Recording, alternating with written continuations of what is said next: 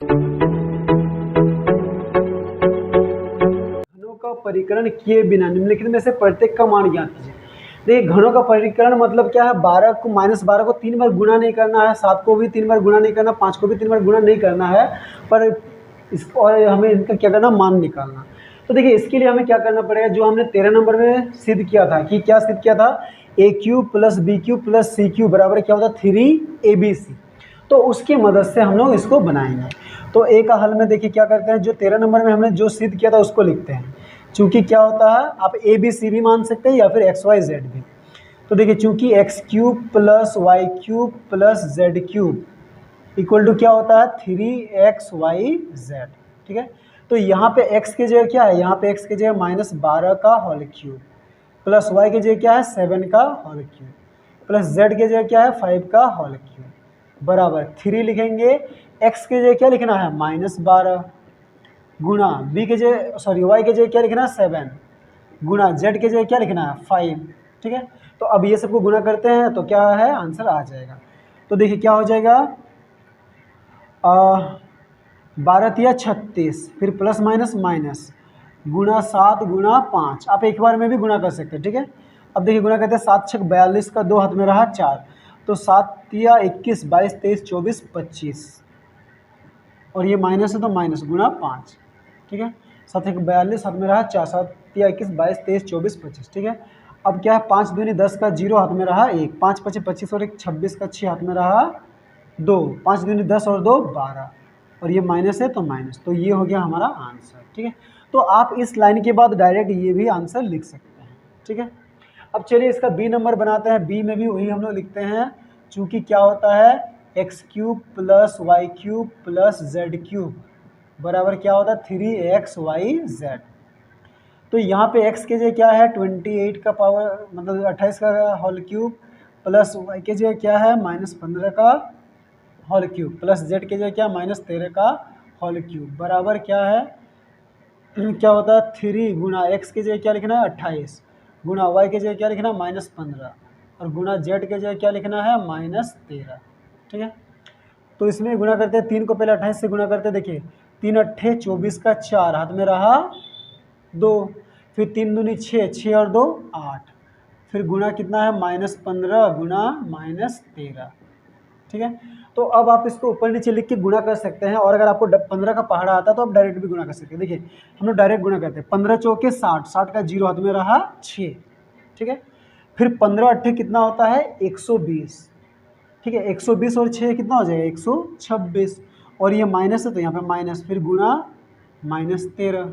अब हम लोग डायरेक्ट 13 का पहाड़ा बोलते हैं। ठीक है, तो देखिए 13 को 0 से गुणा करेंगे तो 0 आएगा, फिर 13 छक कितना होता है 78, 78 का 8 हाथ में रहा 7, फिर 13 दूनी 26, 26 और 7 26 27 28 29 30 31 32 33, तो 33 का 3 हाथ में रहा 3, फिर 13 कम 13, 13 और 3 14 15 16 यानी कि 16380 और ये माइनस माइनस क्या हो जाएगा प्लस, तो यही हो गया हमारा 15 बनाते हैं। 15 क्या है, नीचे दी गई आयतों में उनके क्षेत्रफल दिए गए हैं, प्रत्येक की लंबाई और चौड़ाई के लिए संभव व्यंजक दीजिए।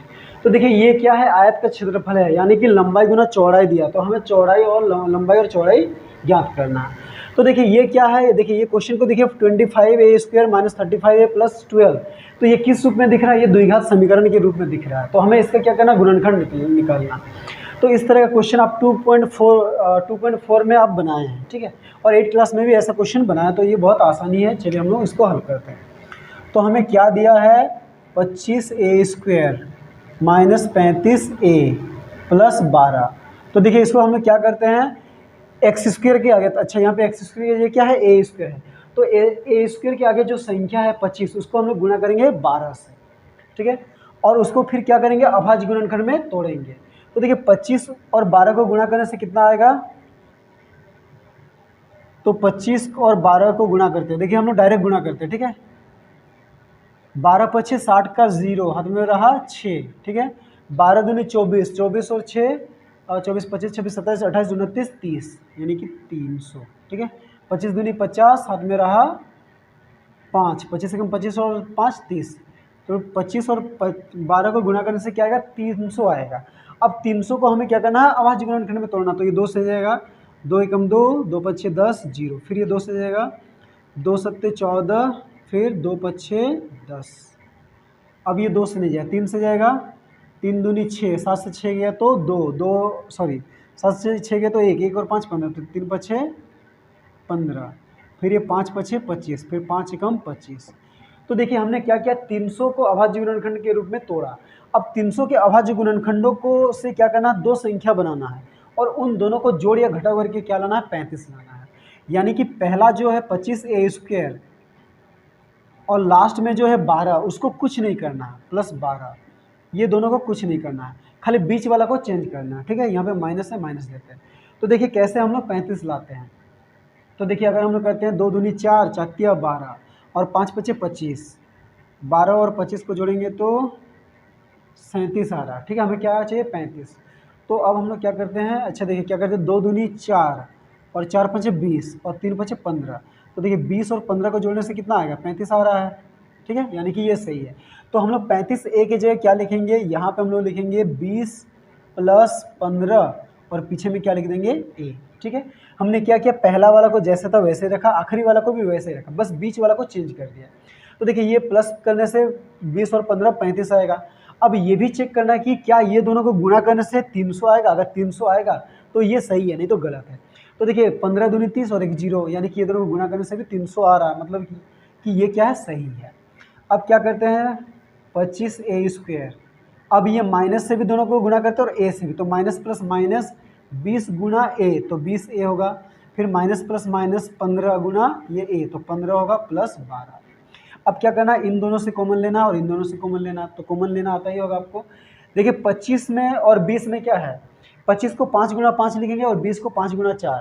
ठीक है, तो 4 को फिर 2 गुना 2 लिख सकते हैं, पर यहाँ पे 2 नहीं आएगा। यानी कि 25 और 20 से क्या 5 कॉमन आ रहा है।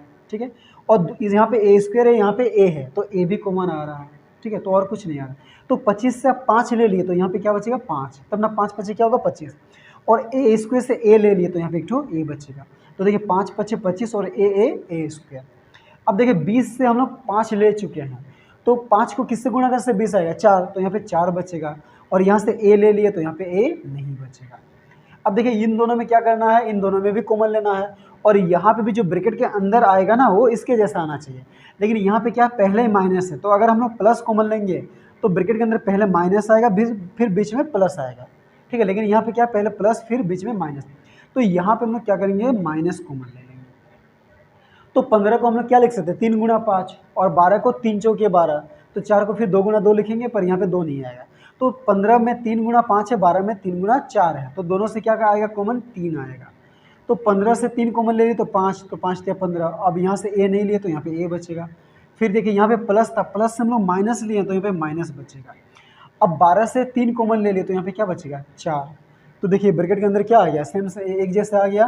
तो फिर 5a - 4 कॉमन आएगा। ठीक है, तो यहाँ से 5a - 4 कॉमन लिए तो यहाँ पे क्या बचा, 5a, और यहाँ से 5a - 4 कॉमन लिए तो यहाँ पे 3। ठीक है, तो यही क्या हो गया, देखिए ये एक अलग संख्या, एक अलग संख्या, तो दोनों के बीच में क्या है, गुणा का चिन्ह। तो या तो ये लंबाई है और ये चौड़ाई है, या फिर ये चौड़ाई है या फिर ये लंबाई है। तो आप कुछ भी लिख सकते हैं, लिख सकते हैं, दोनों आंसर सही होगा। तो लिखेंगे इसीलिए लंबाई बराबर क्या होगा, 5a - 4, और चौड़ाई बराबर क्या हो जाएगा, 5a - 3। तो ये दोनों आंसर हो गया। ठीक है, आप ये आंसर को आगे पीछे भी लिख सकते हैं, मतलब क्या है कि लंबाई में ये और चौड़ाई में ये भी लिख सकते हैं, गलत नहीं होगा। ठीक है, जैसे 2 गुना 3 6 ही होता है, और 3 गुना 2 भी क्या होता है, 6 आता है। तो चलिए अब बी नंबर को भी सेम ऐसे ही बनाते हैं।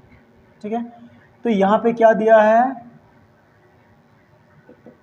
35y² + 13y - 12। तो देखिए इसमें भी क्या करना है, 35 और 12 को गुणा करना है।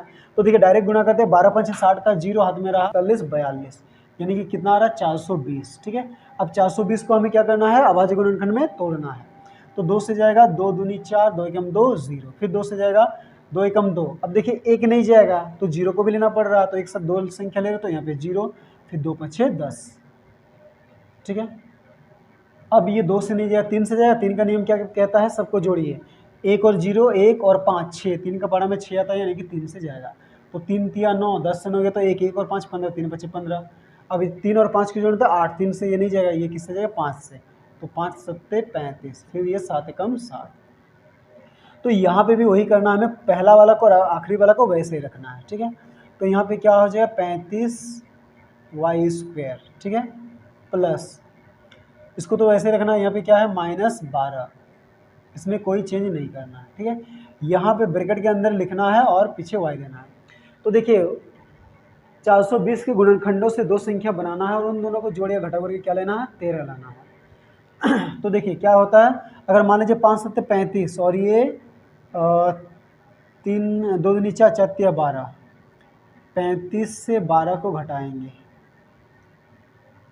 ठीक है, 5 सत्ते 35 और 4 तिया 12, तो 3 23 आ रहा, ठीक है। हमें क्या चाहिए 13 चाहिए। तो कुछ और हम लोग करते हैं। तो देखिए हम लोग क्या करते हैं, 2 तिया 6, ठीक है, और 6 पचे 30, 30 से अगर 14 घटाते हैं, 30 से 14 तो भी नहीं आएगा, ठीक है, 16 आ रहा। हमें कितना चाहिए 13 चाहिए। तो अब हम लोग क्या करते हैं, देखा 5 3 पचे 15 लेते हैं और 2 दूनी 4, 4 सत्ते 28 लेते हैं। तो 28 से अगर 15 घटाते हैं तो क्या आएगा 13 आएगा, ठीक है। तो अब हम लोग यहाँ पे क्या लिखेंगे 28 घटाओ 15 और पीछे क्या लिख देंगे y, ठीक है। अब 28 और 15 को भी गुना करके देखिएगा तो 420 आएगा, ठीक है। करके देख लेते हैं, 15 × 120 का 0 हाथ में 12, फिर 15 दूनी 30, 30 और 12 42। तो अब इसको फिर लिखते हैं 35y² प्लस प्लस प्लस 28 ये y, फिर plus minus minus 15y minus 12। तो देखिए दोनों से क्या कॉमन आ रहा है, देखिए 35 को 7 पंचे 35 और 28 को 7 चौके 28 और दोनों में y है तो 7y कॉमन लेंगे। तो 35 से 7 कॉमन लिए तो यहाँ पे 5 बचेगा, 5 सत्ते 35 और y² से y ले लिए तो y बचेगा, फिर प्लस 28 से 7 ले लिए तो यहाँ पे 4 बचेगा और y कॉमन ले लिए तो यहाँ पे y नहीं बचेगा। इन दोनों में देखिए सबसे पहले क्या कॉमन आएगा, माइनस कॉमन आएगा, दोनों के पास माइनस है और y नहीं आएगा क्योंकि इसके पास ही y है, इसके पास नहीं है। तो 15 से 3 कॉमन ले लिए तो यहाँ पे 5 बचेगा और y नहीं लिए तो यहाँ पे y बचेगा। अब देखिए माइनस है, माइनस से माइनस कॉमन लिए तो यहाँ पे प्लस बचेगा और 12 से 3 ले लिए तो यहाँ पे क्या बचेगा 4। तो अब देखिए फिर क्या है 5 - 4, 5 - 4 कॉमन आएगा तो 5y + 4 कॉमन आ रहा है। तो यहाँ से 5y + 4 कॉमन लिए तो यहाँ पे क्या बचेगा 7y माइनस यहाँ पे 5y + 4 कॉमन लिए तो 3। तो इसीलिए क्या लिखेंगे, पहला वाला को लंबाई और दूसरा वाला को आप चौड़ाई लिख लीजिए। तो इसीलिए लंबाई बराबर कितना है 5y + 4 और चौड़ाई बराबर क्या है 7y - 3। तो यही दोनों क्या हो गया हमारा आंसर हो गया, ठीक है। आखिरी क्वेश्चन पे पहुंचिए। आखिरी क्वेश्चन बनाते हैं क्या 16 दो घनाभों के आयतन नीचे दिए गए हैं, इनकी विमाओं के लिए संभव व्यंजक ज्ञात है। तो देखिए यहाँ पे आयतन दिया है, इसके पहले क्वेश्चन में क्षेत्रफल दिया है। तो क्षेत्रफल में दो चीज़ दिया रहता है, लंबाई और चौड़ाई। तो यहाँ पे आयतन है यानी कि इसमें लंबाई गुना चौड़ाई गुना ऊंचाई है, तो हमें लंबाई चौड़ाई और ऊंचाई निकालना है। तो ए नंबर में देखिए क्या 3x² - 12x। तो देखिए इसको लिखते हैं हम लोग 3x² - 12x, ठीक है। तो देखिए ये दोनों से क्या कॉमन आ रहा है, देखिए 12 में क्या है 3 × 4 12 मतलब 3 × 4 = 12 यानी कि 3 है और यहाँ पे भी x है, यहाँ पे भी x है। तो देखिए ये दोनों से क्या कॉमन आएगा 3x कॉमन आएगा। तो 3x² से आप 3x कॉमन ले लिए तो यहाँ पे क्या बचेगा 3 तो कॉमन ले चुके हो, 2 x से 1 x ले ली तो यानी कि यहाँ पे x बचा, माइनस 12 से 3 ले लिए तो यहाँ पे 4 बचेगा, तब 4 × 12 और यहाँ से x ले लिए तो यहाँ पे x नहीं बचेगा। तो इसको क्या लिखेंगे 3 × x × x - 4। तो देखिए यहाँ पे 3 चीज़ दिख रहा है 1 2 3, तो इसीलिए हम लोग क्या लिखेंगे लंबाई बराबर क्या लिखेंगे ये 3, ठीक है। चौड़ाई बराबर कितना हो जाएगा x और ऊंचाई बराबर क्या हो जाएगा x - 4। तो यही हो गया हमारा आंसर। तो आप ये सबको आगे पीछे भी लिख सकते हैं, कोई दिक्कत नहीं है, ठीक है। मतलब चौड़ाई की जगह ऊंचाई, ऊंचाई की जगह चौड़ाई और लंबाई भी अलग हो सकता है, ठीक है। तो भी इसी तरह से बनाते हैं। देखिए बी में क्या है 12ky² + 8ky - 20k, ठीक है।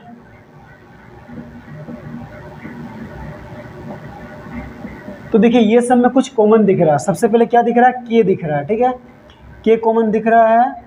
अब इसके बाद देखिए क्या है देखिए यहाँ पे 12 है, 8 है और 20 है। तो देखिए 4 तिया 12, 4 दूनी 8, 4 पंचे 20, तो सब में 4 कॉमन है, यानी कि यहाँ पे 4 के कॉमन आ रहा है।